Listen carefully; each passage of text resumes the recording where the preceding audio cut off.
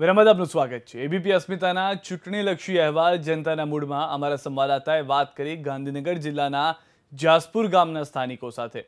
મોદી સરકારની કામગીરી અને લોકસભાની ચૂંટણીને લઈને જાસપુર ગામની જનતાનો શું છે મૂડ, આવો જાણીએ। લોકસભાની ચૂંટણીને લઈને બંને પક્ષે પોતપોતાના ઉમેદવાર અને ચૂંટણી ઢંઢેરાઓ જાહેર કરી દીધા છે। ત્યારે એબીપી અસ્મિતા છે તે લોકોની વચ્ચે જઈને પૂછી રહ્યો છે કે તેમનો મત શું છે, તેમનો મત જાણવાનો છે તે પ્રયાસ કરશું। વાત કરીએ, આપનાથી શરૂઆત કરીએ છીએ। જે બંને પક્ષે જે ઉમેદવારો જાહેર થઈ ગયા છે, તમારા વિસ્તારને લઈને જે ઉમેદવારનું નામ જાહેર થયું છે, સૌપ્રથમ તેના વિશે શું કહેશો? બંને પક્ષ અમારા વિસ્તારમાં અમારા લોકલ ઉમેદવાર જાહેર થયેલા છે। પેલા રાષ્ટ્રીય નેતા છે, કોઈ ઓળખતું નથી, ક્યારે જાસપુર જોયું નથી। શું માનો છો કે બંને પક્ષના જે ઉમેદવારો જે જાહેર થયા છે તમારા સુધી, લોકો સુધી પહોંચી શકશે ખરી? કારણ કે ખૂબ મોટો વિસ્તાર છે લોકસભાનો। એ તો ના જ પહોંચી શકે, ગાળો બહુ ઓછો છે એમની જોડે પ્રચાર। અન્ય લોકો સાથે વાતચીત કરશું। આપનું શું માનવું છે જે તમારા જે ઉમેદવારો બંને જે જાહેર થયા છે, ભારતીય જનતા પાર્ટીના હોય કે કોંગ્રેસના હોય, તમારું શું માનવું છે અને શું માંગણી છે તમારી એમની સાથે? તમે સીધો સંદેશો આપવા માંગો છો? માંગણી તો એક જ છે, સારા કામ કરે। અને જે ઉમેદવારો છે બંને આમ તો લોકલ જ છે, જે મત વિસ્તારમાં જ આવે છે બંને, પણ બીજેપીના ઉમેદવાર છે એ રાષ્ટ્રીય લેવલના છે।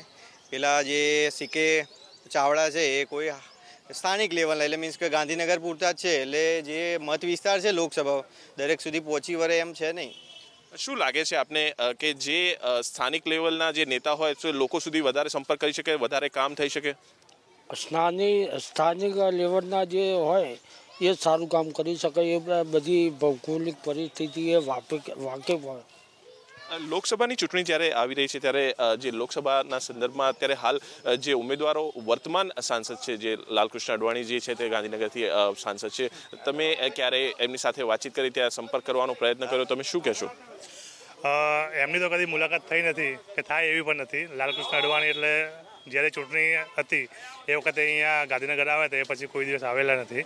હવે અમારી આશા એવી કે જે પણ પક્ષ ચૂંટણીને આવે તો દરેક પબ્લિકના સંપર્કમાં રહે અને એમના જે પ્રશ્નો છે એમને વાંચા આપે અને જે એમની જે મનોકામના છે પૂરી કરે પબ્લિકની, એવી જ આશા રાખીએ અમે।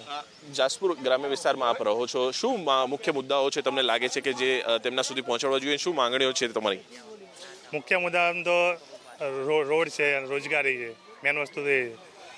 એટલે રોજગારીના જે છે તકો વધી જવી જોઈએ, તમને એવું લાગે છે? હા, રોજગારી તો હોવી જ જોઈએ। કાકા, આપને પૂછવા માંગીશ કે આપ જાસપુરના છો, આપનું શું જાસપુરની અંદર શું છે જે મુદ્દાઓ જે લોકો સુધી જે છે સાંસદ સુધી પહોંચાડવા માંગો છો અને તમારા મુદ્દાઓ શું છે, શું કહેશો?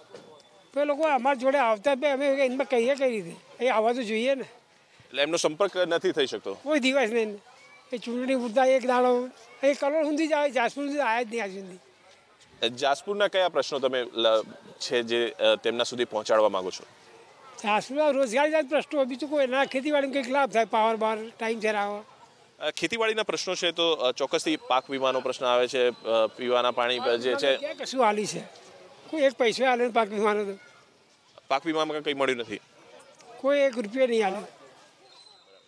તો પાક વીમા સુધી જે છે તેમને હજુ સુધી મળ્યો નથી તેઓ લોકો નથી। અન્ય લોકો સાથે વાતચીત કરવાનો છે તે પ્રયાસ કરશું। આ મહિલા તરીકે આપ શું માનો છો, તમારા ગામમાં કયા પ્રકારનો વિકાસ હોવો જોઈએ? જે સાંસદ સભ્ય છે તેને લઈને તમારું શું કહેવું છે?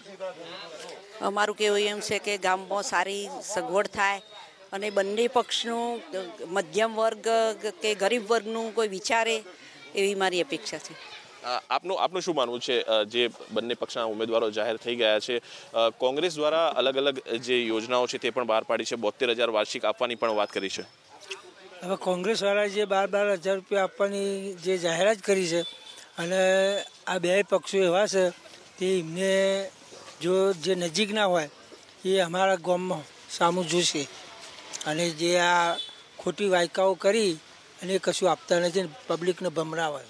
એટલે આ ચૂંટણી ઢંઢેરાઓ ખાલી જણાવવા માટે તમે માનો છો કે ખાલી મત મેળવવા માટે છે? ખાલી મત મેળવવા માટે। અન્ય લોકો સાથે પણ વાતચીત કરીએ।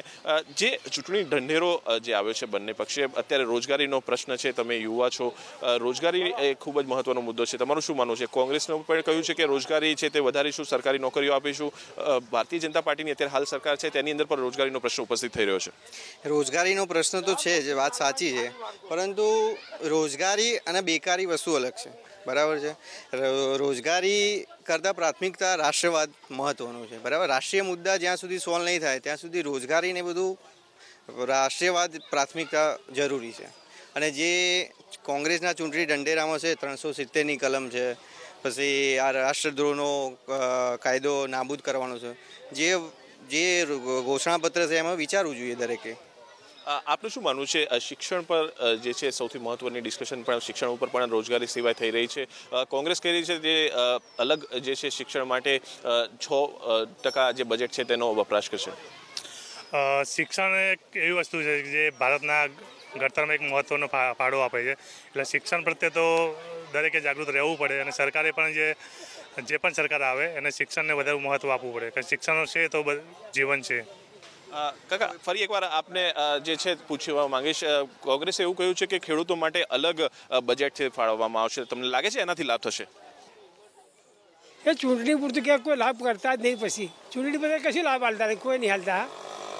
કોઈ લાભ નથી મળતો તમને લાગી રહ્યો છે? કારણ કે રાજ્ય સરકાર હોય, કેન્દ્ર સરકાર હોય, હમણાં આ સરકારે 2,000 રૂપિયા આલ્યા ખેડૂતોને, એ ખાલી આ ચૂંટણી એટલે આલ્યા. અમને તો એવું જ લાગે છે.